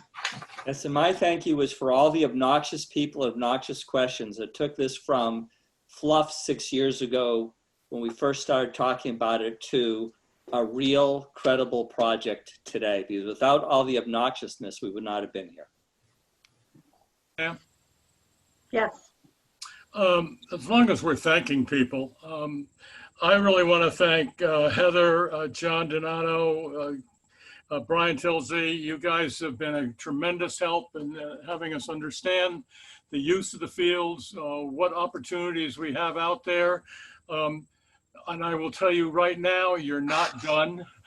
We now have a lot more work to do, but you guys have been a great addition to our team, and I want to thank you. I also really need to thank Luke and the Castle Booze. Every time I called Luke, I said, I'm really sorry I had to call again. But, you know, you guys were great at Castle Booze. Luke, you were very patient. Greg joined us, always patient, and they work well with us. KBA has been a very strong supporter of this project, and we look forward to working with them as we're going forward. Skanska, Marianne Williams, and they have been a part of this. You know, when we're looking for money, if you need some heavy guns out there, those two ladies know how to get the job done, and we owe a lot to them. Gil Bain, you know, Gil Bain has helped us negotiate with a couple of their subs, and we're appreciated. So this is always the only way this works. The building works, the field works, and I think it's a team effort. Everybody has to pull together. Questions help, everything helps. So we are not done, we have a ways to go, but I said this, and Alice, I said this from the very beginning, this is the icing on the cake. Can you imagine the hundreds and hundreds of young kids that are going to be on these fields playing? That also includes our kids, but looking up at a brand new school up there, it's got to help enrollment. It really is. Have a jewel up there, and this is the icing. Thank you. Dave. Yeah, so I just want to really remind the staff. Alice brought up the fact about gender equality in sports. Again, John knows deeply about the fact that I've got 3 girls, and they came to Minuteman with the promise of girls lacrosse, and we cannot do this again to a group of individuals and promise them the athletics and not deliver. If these fields get produced, we have to have gender equality across the board, and so I really want this team to commit to that, and make sure that we see it through. These kids are coming on faith. We've got to deliver. Okay, thanks, Dave. Anyone else? So again, congratulate Brian. Pam, I just wanted to say I'm on the front lines with these kids, and I just want to speak on behalf of Heather and John. And we mentioned the 60 years of experience we've had, and I will make sure, and I know Heather and John agree, that we will remind the kids for future years how much work and just the planning that went into this. We'll make sure the kids respect the facility. And Ed will tell you I do a lot of good pregame speeches, and I'll always make sure to remind the kids how much work this committee did. So I don't want Jim, Dave, and Sue to think that leaving tonight, they won't be reminded of the work this committee did for these kids, because this is a long time coming for these kids. So I will always make sure to remind them the work that it took to get these fields. And they're going to be proud. These kids are going to be so proud of it. So I want to echo everybody's thank you. Thanks, Brian. I'm getting teary again. Anyone else before we move on? Sue. Yeah, I'm also getting teary. Thank you so much, Dave, with your 3 daughters. It makes me feel so great that I was able to vote on this. And also the athletic directors at Minuteman that are there for the girls, also the boys, but especially the girls in my case. I also have 3 sisters and a couple of daughters, and yeah, okay, that's enough from me. Just, I wanted to express my tearful appreciation for everything that's going on here. Thank you so much. Thank you. Thanks, Sue. Gratitude. Yes. I actually now want us to kind of do a little, little switch. We're going to go back to the fun world of finance. So, Bob, you want to bring us there? Sure. So we actually have some good news to share with you too. And we're going to start with the first agenda item, which is approval of the monthly donations. You'll see a very long list of cash donations, many of them going to the various scholarships that our wonderful students earn. And so that's, really wonderful to see that long list. And in addition, there was an additional donation gift of 2 microscopes, and I know our biotechnology teacher is eager to get that approved.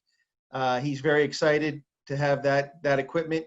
So tonight I'm asking for your vote to approve the list of the monthly donations. So moved. Second? Second. Okay, thank you. Any discussion? And let's move roll call. Pam Nurse Acton, yes. Jeff Arlington, yes. Jim Gamble, Belmont, yes. Dave O'Connor Bolton, yes. Steve Ledoux, Concord, yes. Ford Spalding, Dover, yes. Jennifer Leone Lancaster, yes. Dave Horton Lexington, yes. Jeff Stuland Needham, yes. Alice Silverstone, yes. Okay. Sorry. No, I was going to say, you want to go on to your next agenda item? Sure. So agenda item B is discussion of the COVID-19 grant funding available. And I just want to make the school committee aware that as of right now, thanks to the federal government, there are 3 pots of money out there. And so the first pot of money is through FEMA. And those funds will reimburse 75% of the cost of things like PPEs. And so we've already begun that process. We're working on getting FEMA funding to reimburse us for the initial round of PPEs. And as Dr. B has said, we're planning for the opening of school and we'll be ordering more PPE. There's also the CARES ESSER funds, which is another pot of money that went to the Department of Ed and is coming to us through a Title I-like application process. And so that pot of money is about 80% of what we would normally get in Title I, above and beyond what we are going to get for Title I. And we are in the process. I'm working with Amy, our assistant superintendent, Amy, and with Victor, our technology director, to identify some of the expenses, whether they be nursing or whether they be technology for online learning, to be able to apply for those funds. And then the last pot of money didn't come to schools directly, and that's really what I wanted to talk about. And that's the Coronavirus Relief Fund, which I call the CARES Act Municipal Funds, because it went directly to municipalities. And with the school committee, I had shared some documents that came to us from the chief executive of Massachusetts Cities and Towns. And in those documents, it has a very long list with all the municipalities and the funding that each municipality got. And then there's another document that supports that funding and says that it can be used for school expenses on online and distance learning. That funding, though, however, because it went to municipalities, it didn't come directly to schools, and there's been a lot of webinars that we've been attending to through the Department of Ed to learn how regional school districts can access those funds, and also how even school districts within their own municipalities are accessing those funds. And I even talked to some of our member districts and found out how they're working with their town to access those funds. So we really just have to open up a dialogue with the town administrator and the officials on the town level to say that we do have some needs, and if they're going to be sharing it with the schools, these are what our needs are. And I know that some of the districts, the finance directors that I've talked to have said that their towns are already very receptive to this, but we just need to reach out and discuss it with them. So what I did was I did provide a template letter if the school committee would like to send a letter to the town administrator or to somebody on the town side. But in addition to that, I know Dr. B has received templates that other superintendents have sent, and I'm more than happy to correspond with the finance directors, and already have to some degree, but not on that level. So I just wanted to share this information with you, share a template that if you'd like to help make that, open up that dialogue between us and your towns, we could talk to them about what some of our additional expenses are and try to see if we can get a proportional amount of funding from each of our member districts. That's a summary of what I shared with you. So, well, go ahead, Ford. I have a question. I know because I'm involved in Dover with the fire department funding as well as police. We have put in for money, and I think it goes to both the state and federal government. We're already receiving money for our COVID expenses. Now, they are related for emergency services, but it covers masks, it covers the gloves, etc. Doesn't this sort of fall in the same category, although it's for something that's just as important, which is education? It actually, they outline in that it does fall in the same category, but one of the things they like us to do is to try and find alternate sources of funding first. So that's why we're trying to go to FEMA first and get 75% of the cost from them. And then if there's additional costs, we can talk about getting those costs through these other funding mechanisms as well. Just throwing up one more thing, unless I missed it, Bob, I think we ought to have a list of what those funding needs are to send to our communities, to show them the extent of what we're looking for and what the monetary value is. I'd be happy to put that together for you. I think that would be very important for us to include in a letter. Sure. It Okay. shows we've done our due diligence. Yeah, Excellent. the more specificity, probably the better there. So Bob, you're going to follow up with information to the school committee. Absolutely. I'd be happy to give you an additional list or maybe change that template to include a list of the different expenses that we've either incurred or that we're planning on incurring. And then do you want to know if we do reach out, is there any information back you need or want from us? It'd be nice if you'd share with us that, you'd like to make that connection for us, because then we could follow up in a timely manner. And if you're not comfortable making the connection, I know Dr. B and I are comfortable reaching out to our fellow administrators in our towns. Okay. Jennifer?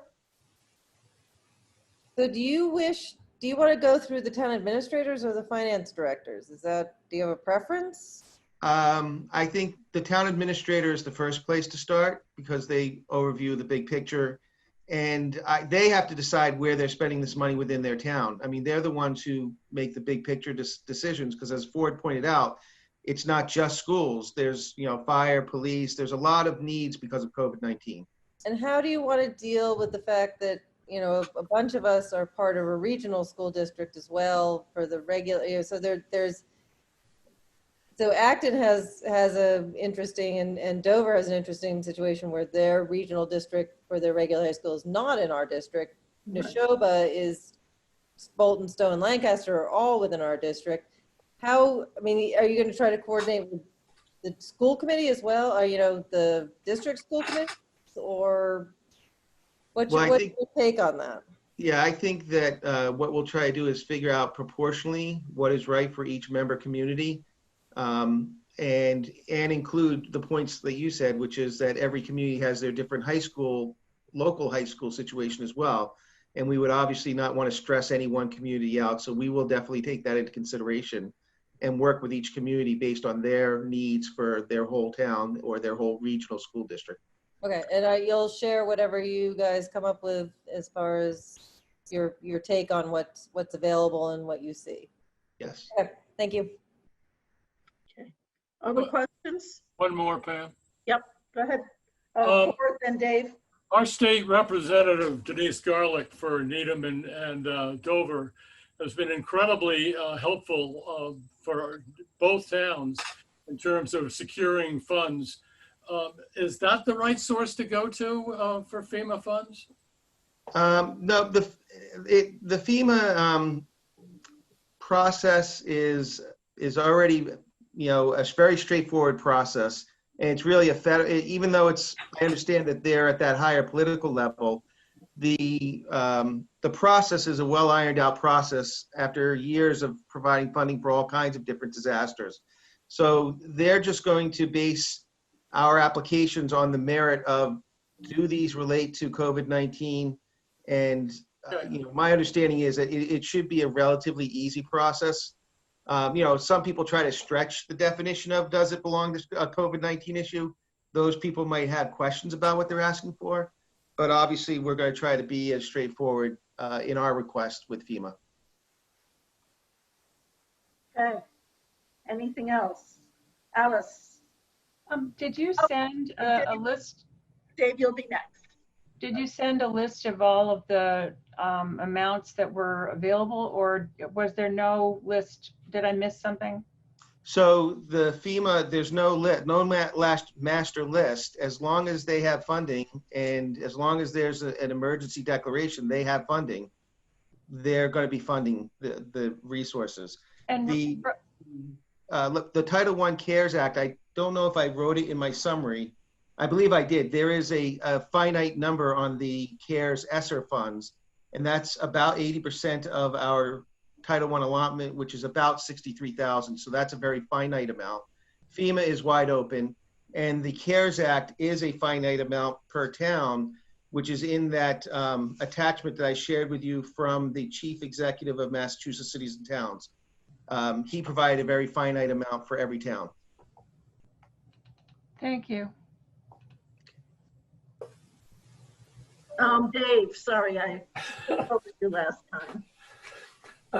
Question for Bob. Bob, excuse me.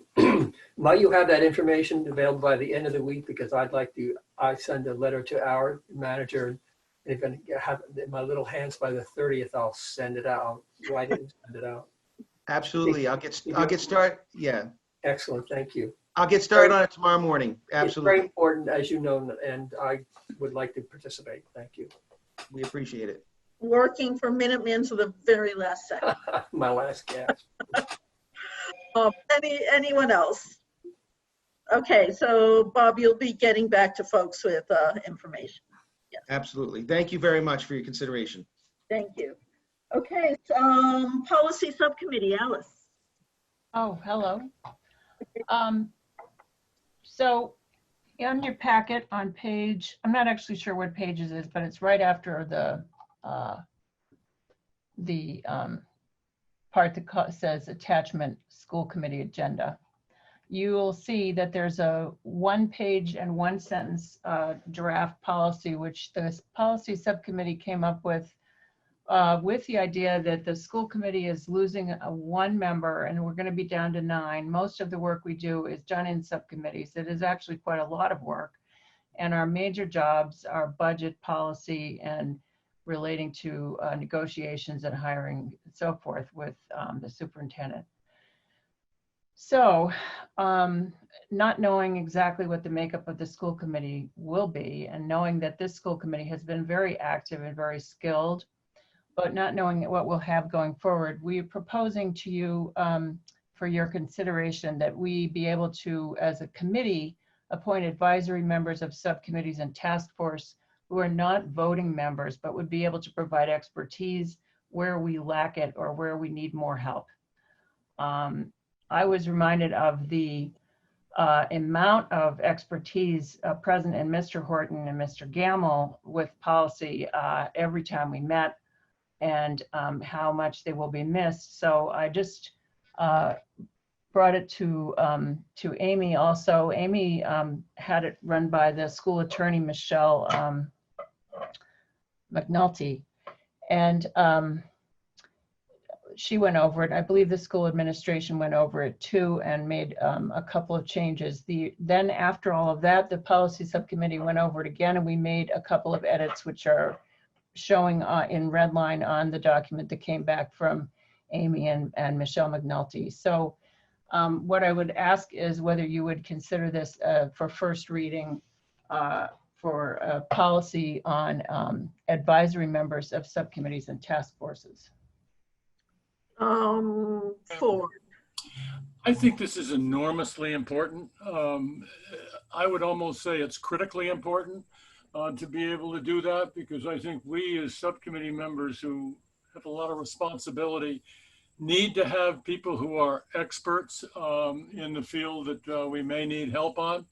So I would urge us to do this. I would also like to, I don't know if we can, Alice, expedite it. You know, we could do, this is first reading, then there's gonna be a second reading, then there's be a third reading, and then that's done, right? So is that 3 school committee meetings, or is there a way of expediting it? 2 meetings. First reading, second reading. That's it? Then we could get it done at the second meeting? Done in July, Ford. Yeah. I love it. Keep going. Okay. Well, can we have a motion and then we can have further discussion? So moved. A second, please. Second. Thank you. Jim. Yeah, I think, I mean, I'll let Dave speak for himself, but for a retired person, this is, I mean, having this as a policy and an official role may not make that much of a difference because retired people can show up when and wherever they want. But this could, what I was thinking about was this could actually be a good recruiting tool for getting people who are involved in related companies, whether it's on the financial services side or legal services side, or as actually career and voc tech firms, and that their employers may be more willing to give them time off if they had this kind of designated role. So I think I think you should look beyond what may be the closest pool, but also think about this as a way of getting involvement from the community in general. Jeff. I think Ford had it right when he said this is a critical need. We are losing a lot of expertise. One of the problems we've had over the years is sometimes, for example, we have enough financial expertise in the subcommittee. Sometimes we don't. It's a random draw of who shows up to be a school committee member. So I was very worried about that when we have these retirees coming up. And then I get this from Alice saying that we're thinking about doing this. And I'm saying, I didn't even say anything and the solution plopped in my lap. So thank you so much, Alice, and everybody else coming up to think with this. Yeah. Again, I'm just so delighted, so delighted. Jim. Yeah. I just want to say that that it's been great working with Steve this past year, and I've got Bob as well. And so I think the team is in place that if Dave and I jump on a bus and head off somewhere, I think you are in very good hands for the next year.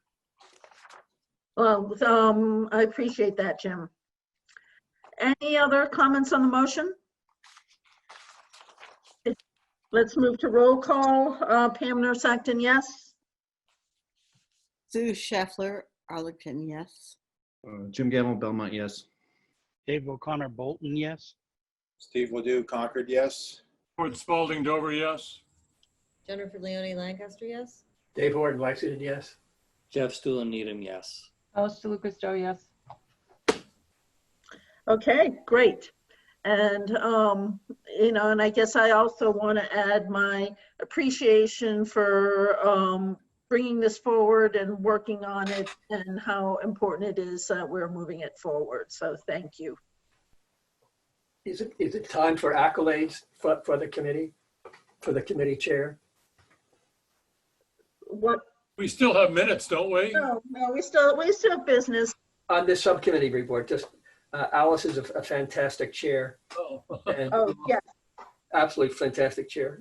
I can give you all the reasons why, but also I want to thank Amy Peralt, who we've been working with, and I think the four of us have worked very well together, and certainly Amy and Alice, everyone, very responsive, quick turnaround on things, and I appreciate that.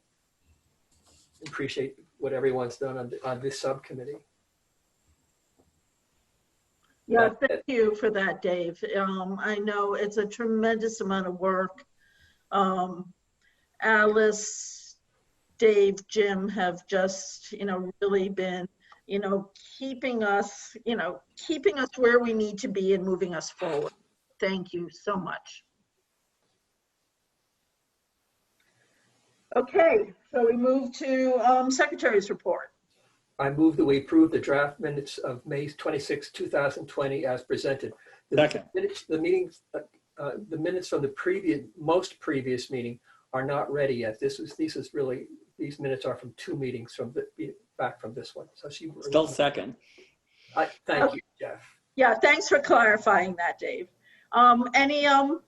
Any discussion on the minutes? Okay. Oh, were you raising your hand, Jennifer? No, okay.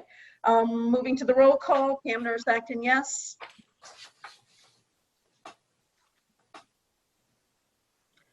Sue? Sue is on mute again.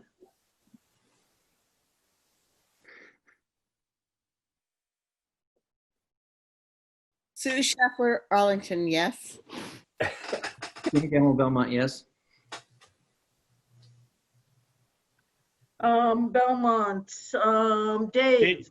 Yeah, Dave O'Connor, Bolton, abstain. Steve Ledoux, Concord, yes. Gordon Spalding Dover, yes. Jennifer Leone Lancaster, yes. Dave Horton Lexington, yes. Jeff Stuhl Needham, yes. Costa Lucas Joe, yes. Okay, again, I wanted to just do a thank you to everyone. Special thank you to Dave, Jim, and Sue. We will miss you. Do we have a motion to adjourn? So moved. Oh, second. Okay, Pam Acton, yes. Thank you to Pam so much. Arlington, yes. Jim Gamble, this may or may not be the last vote from Belmont. Who knows? You know, things could change. Votes yes. Dave O'Connor, Bolton, yes. Steve Ledoux, Concord, yes. Gordon Spalding Dover, yes. Jennifer Leone, I just want to say I'll miss all three of you so much, and yes. Dave Horton Lexington, yes. And I sincerely will miss everyone that I've worked with. It's been 12 mostly good years, but certainly 12 years. It's only been 4 good years, Dave. But the last years, you know how I feel about that. That sort of will follow you with great interest and affection. Thank you. You're still gonna come to the to the plays and stuff, right? Yes, I know. I've got to invite Greg Donovan. I was gonna say I gotta have my my viewing buddy. Very good. Thank you, Dave. Jeff Stuhl Needham, yes. Alice DeLucas Joe, yes. And you retired guys, we've given you a way to come back. Right. Okay, thank you, everyone. Thank you from my heart. Thank you very much. Thank you. Thank you, thank you, thank you. Bye, Dave. Goodbye, I'll Sue. staying on and waiting. Bye, Jim.